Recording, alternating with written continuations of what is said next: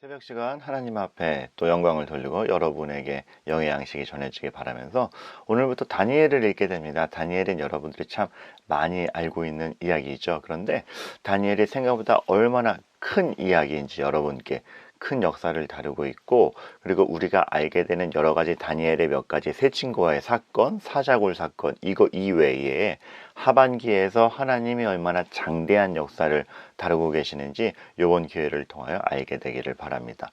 그런 가운데 오늘 다니엘 시작, 다니엘 1장 8절 9절 읽도록 하겠습니다.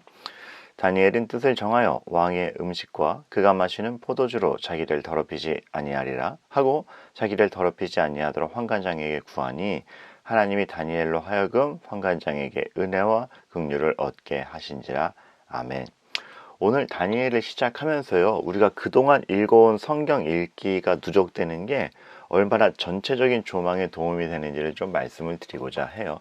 여러분들이 에스겔이나 여러 가지 선지서를 읽을 때 어려우셨을 거예요. 그런데 이런 거 우리가 다뤘던 거 기억나시는지 모르겠어요. 그 에스겔에서 그런 싸움이 있었죠. 바벨론 포로로 잡혀가서 집을 짓게 될 거야. 그랬더니 거짓 선지자들이 아니야, 집 건축할 때 가깝지 않아. 그래서 포로로 안 잡혀갈 거다.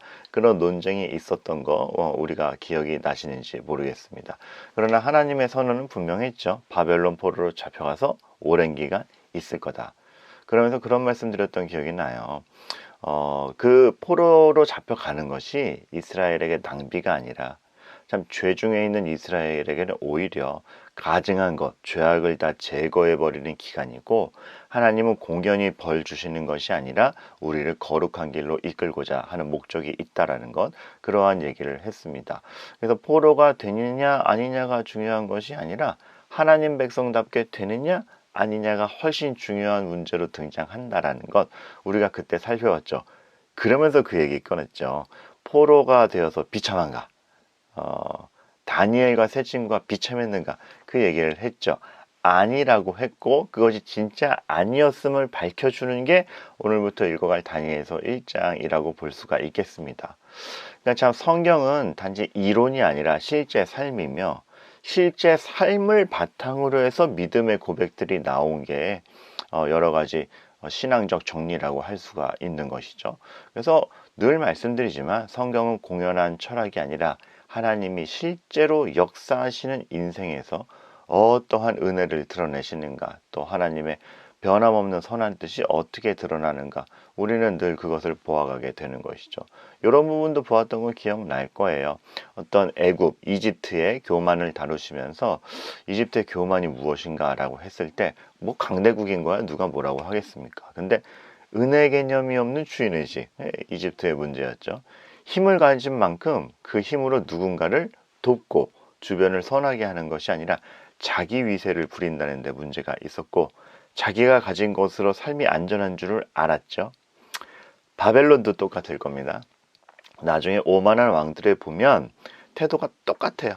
전혀 은혜 개념 없는 주인의식, 힘을 가진 만큼 위세를 부림, 가진 것으로 자기 삶이 안전한 줄 암. 이게 다 하나님께 속해 있다라는 게 나중에 다 드러나게 되죠. 그러고 보면 우리가 그때 살펴본 은혜를 아는 청지기 의식, 그래서 자기가 가진 능력이 하나님께로부터 왔고 그것으로 위세를 부린다기보다는 어떻게 주변을 선하게 할 것인가, 그리고 내가 무엇을 누리는 것이 그것이 내 삶의 근원이 아니라 하나님이 내 삶의 근원이다라는 걸 아는 것, 그런 우리가 받았던 교훈의 태도를 다니엘이 다 가지고 있음을 보게 돼요. 자, 우리 삶의 근간이 무엇이며 우리가 무엇을 경외하는가, 사실 선지서들의 경고를 보면서 또 에스겔을 통해서는요, 은근히 그 다니엘의 지혜와 다니엘이 어떻는가를 예시적으로 보았는데, 오늘 말씀을 읽어보면 정말로 그때 받은 교훈, 하나님 앞에서 우리가 어떠해야 되는가를 다니엘이 몸소 보여주고 있죠. 하나님이 다니엘로 하여금 환관장에게 은혜와 긍휼을 얻게 하십니다.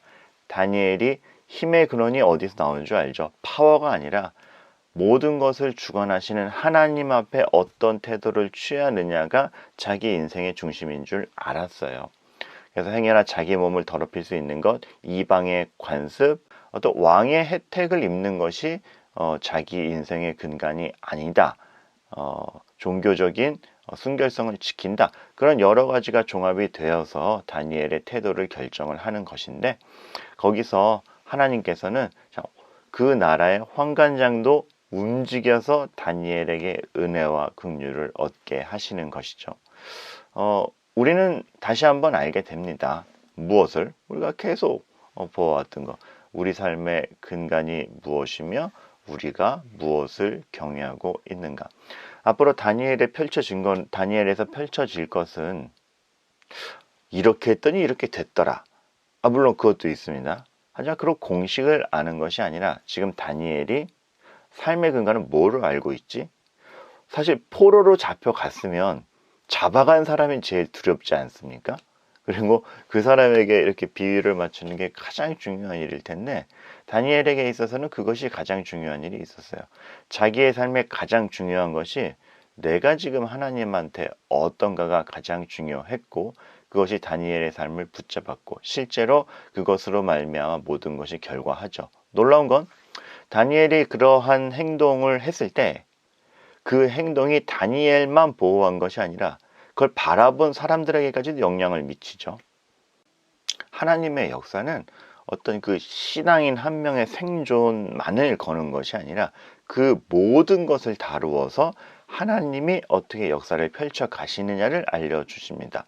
그래서 서두에도 얘기했지만 다니엘의 주제는 다니엘이 잘 될 때 얘기가 아니라 후반부에 가면 앞으로의 역사가 어떻게 펼쳐질 것인가, 그 많은 강대국들의 흥망성쇠 속에서 하나님의 나라가 어떻게 이어질 것인가에 대한 예언이 훅 나오죠.